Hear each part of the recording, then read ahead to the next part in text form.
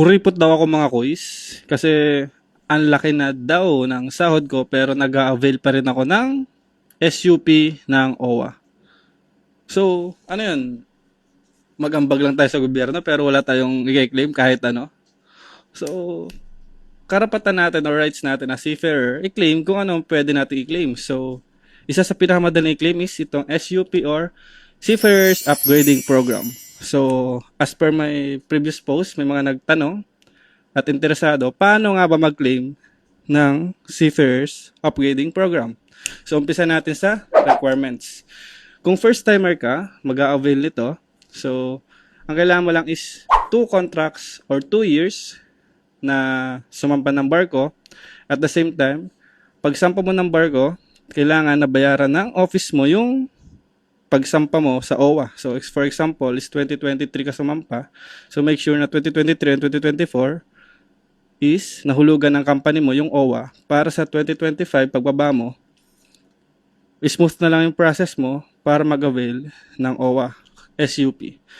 And at the same time, if you are naman is pangalawang sampa mo, ay pangalawang claim mo, for example, nag-claim ka na dati, ngayon mag-claim ka ulit. So it requires 3 years naman or 3 contracts or in short, 3 bayad ng kumpanya mo sa OWA bago makaklaim ulit ng training from OWA. So ganito lang yan. Kagaya ko dati, nag-claim ako is 2023. Nag-claim ako 2023 September. So by December, sumampa ako. So, at the end of 2023, nakapaghulog yung office ko. So, 2023, then sumampa ulit ako 2024, sumampa ulit ako 2025, then bumaba ako 2026. So, 2026 na to, naka 3 years ako na kontrata, 3 years na sumampa ng barko, 3 years na pagbayad ng office ko sa OWA. So, ngayon, nag-claim ulit ako ng SUP sa OWA.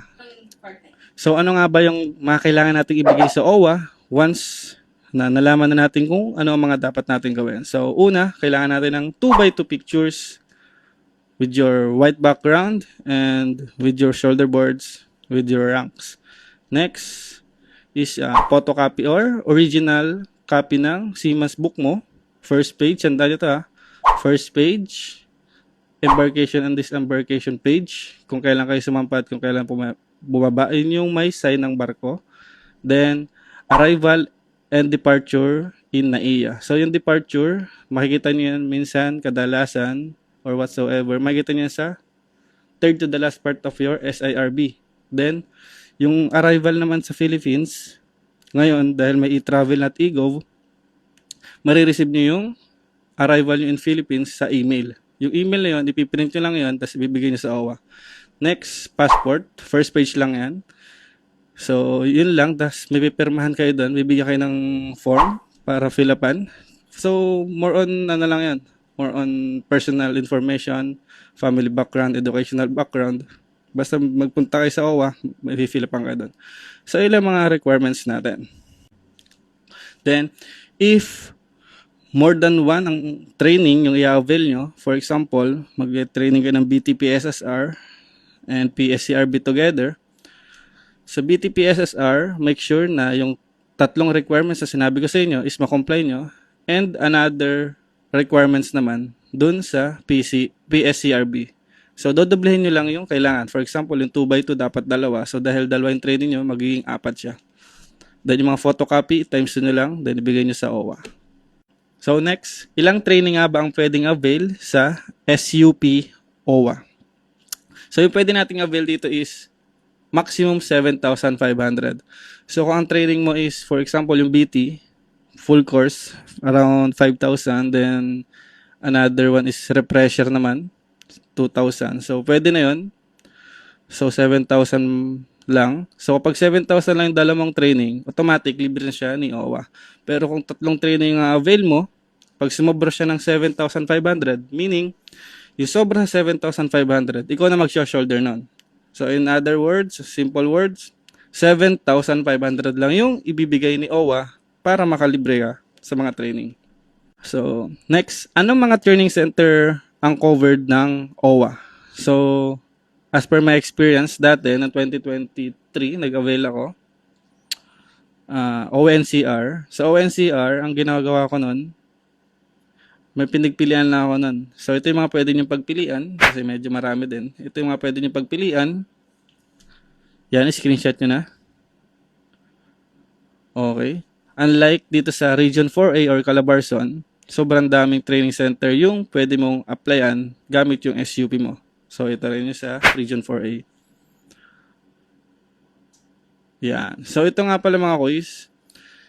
Kada region sa Philippines, merong OWA or Regional OWA Office. So, ang na-experience ko pa lang is OWA NCR and OWA Calabarzon. So, ito lang pwede kong i-tips sa inyo. Anong mga training or course ang pwedeng avail gamit yung SUP ni OWA? So, yung mga training or course na pwedeng i-avail kay OWA is ito lang din. Yan. Screenshot na lang mga quiz. Okay. So, ito na. Ito yung maraming napansin ko na nag-comment dito. Gaano katagal mag-approve si OWA? So, as per my experience again, sa OWA NCR, it takes 5 to 7 working days, not including weekend and holidays, working days. So, Monday to Friday, not included the weekends and holidays.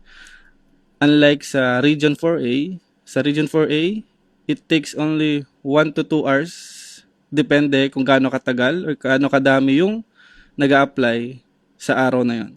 Maximum 3 hours. So, ang bilis sa regional, di ba? So, yun. Isa pa to mga quiz. Pahabol lang mga quiz. As per OWA, 90 days, hanggang 90 days lang ha. Kunwari, nakababa ka ngayon, May 1. Bilang ka ng 3 months or 90 days. Kailangan sa loob ng 90 days, ma-avail mo na agad yung SUP ni OWA. Kasi, pag lumampas siya ng 90 days, hindi ka na pwede mag-avail. So, ilang mga tips quiz ha. Then, sa pag-apply naman ng OWA, SUP sa training center, bibigyan kayo ng Notice of Reward or NOA kung saan ito ibibigay nyo sa training center na sinabi ko kanina. So yun mga quiz, hindi naman ako kuripot and sasabihin ko sa inyo hindi kuripot ang tawag sa taong nag-avail ng benefits nila. For example, tayo mga seafarer, nag-claim tayo ng benepisyo natin sa OWA. Hindi kuripot ang tawag doon. Ang tawag doon is being wise and informed sa mga pwede nating avail or makuha gamit yung mga pinaghirapan natin sa barko o sa lupa man yan. So yun lang mga quiz, kahit malaki man o maliit yung sahod nyo, hanggat alam nyo yung benepisyo nyo, i-claim nyo lang to, huwag kayong mahiyang i-claim kasi karapatan natin to. So yun lang, for more topics and seaman related posts or questions, don't forget to follow me and see you soon to my next Talks with Edward Carino. Bye-bye!